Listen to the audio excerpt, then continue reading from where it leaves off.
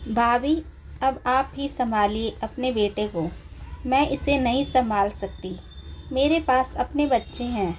मैं उनकी देखभाल करूंगी या इसकी करूंगी। शोभना उस 5 साल के मोहित को उसकी मम्मी दिव्या को सौंपते हुए बोली।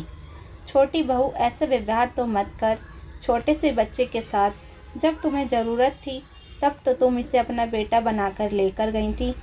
तब तो तुम अपनी जेठानी के पांव पड़ गई थी, और आज जब खुद एक बेटे की माँ बन गई तो इसे वापस छोड़कर जा रही हो। भगवान से डर। क्या बीतेगी इस छोटे के बच्चे के दिल पर। सास सुमति जी ने कहा। मुझे इन सब चीज़ों से कोई लेना देना नहीं है अम्मा। ये भैया भाभी की संतान है तो भैया भाभी ही इसे रखे। मैं और जिम्मेदारी नहीं उठा सकता इसकी। मेरे भी बच्चे हैं, मुझे उनका भी देखना है। शहर में रहकर खर्चे उठाना इतना आसान नहीं होता। अब की बार छोटा बेटा रमन बोला। पर भैया जी, हम भी तो शहर में ही रह रहे हैं।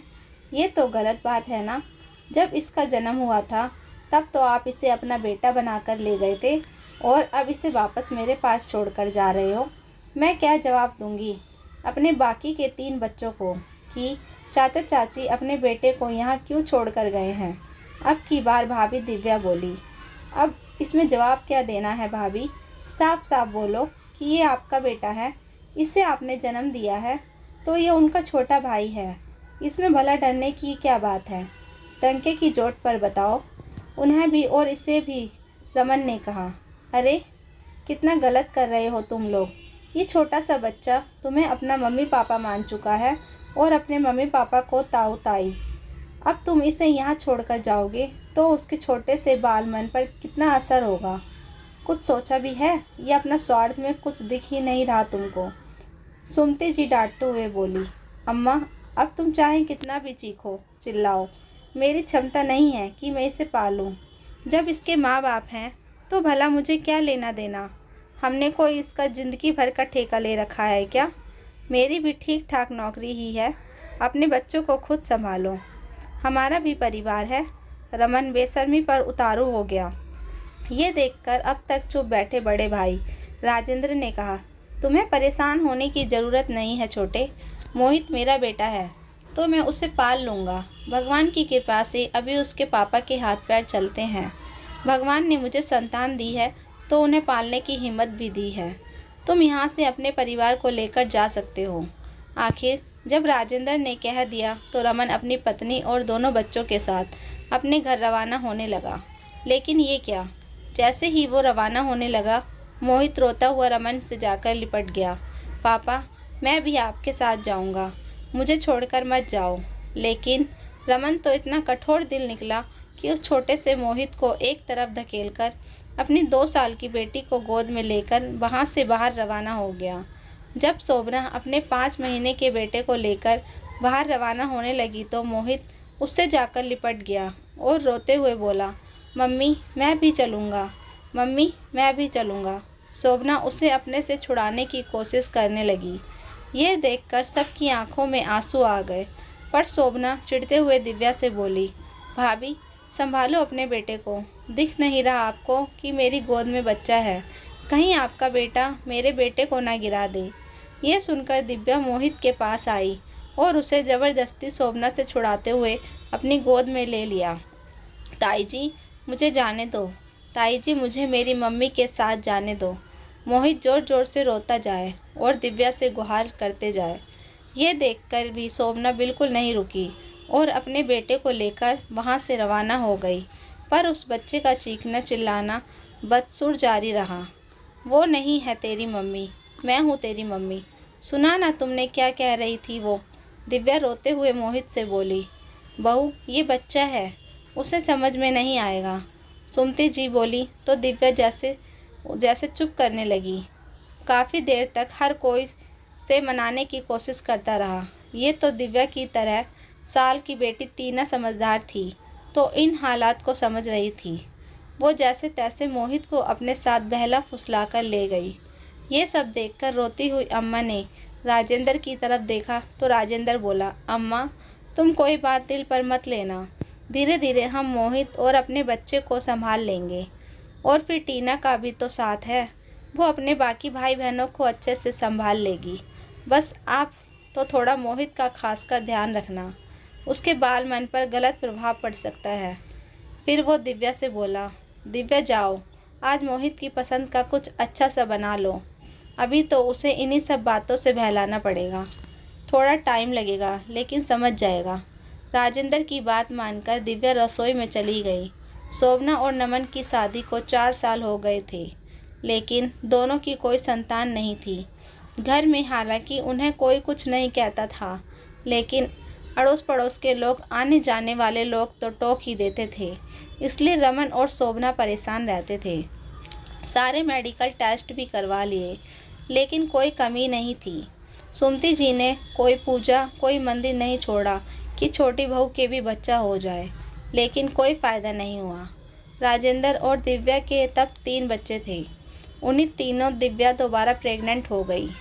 इस बार तो वो बच्चा नहीं चाहती थी, क्योंकि पहले से ही 3 बच्चे थे।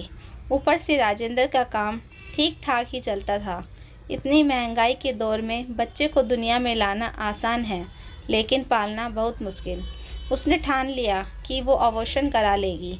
इस बारे में उसने सुमति जी से कहा तो सुमति जी भी राजी हो गई। लेकिन जब शोभना और नमन को पता चला तो दोनों दिव्या के पैरों में पड़ गए।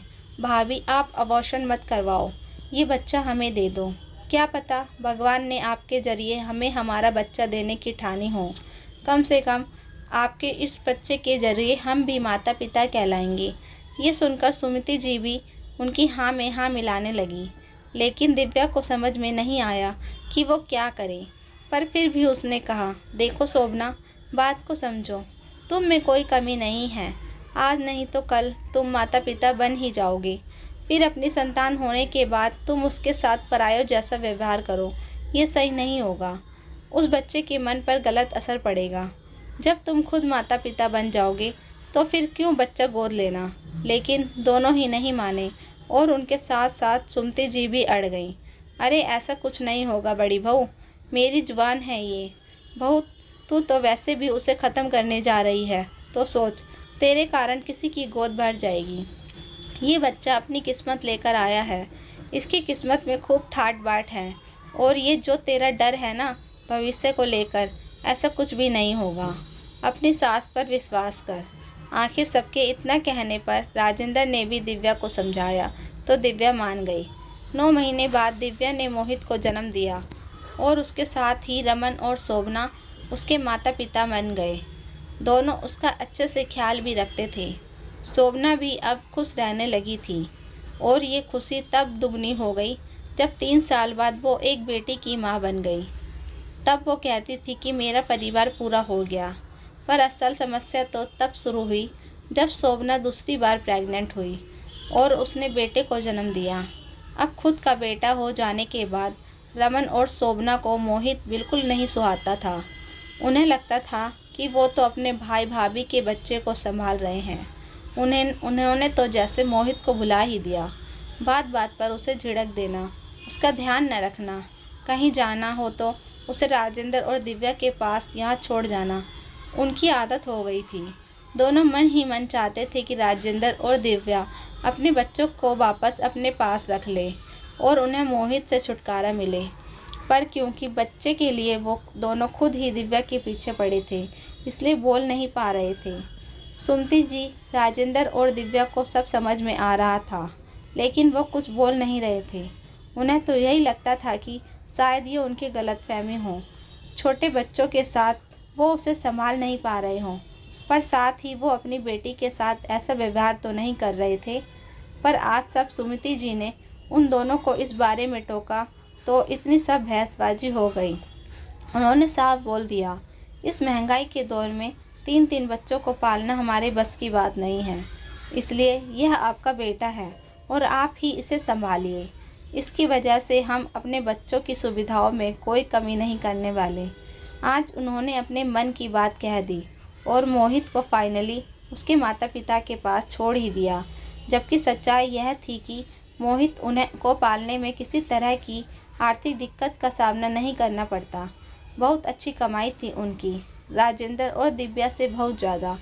खैर, राजेंद्र और दिव्या उसके माता पिता थे। अपने बच्चों को वो यूं ही नहीं छोड़ सकते थे, भले ही उनके पहले से 3 बच्चे थे। शायद इसीलिए उन्होंने चौथा बच्चा नहीं चाहा था।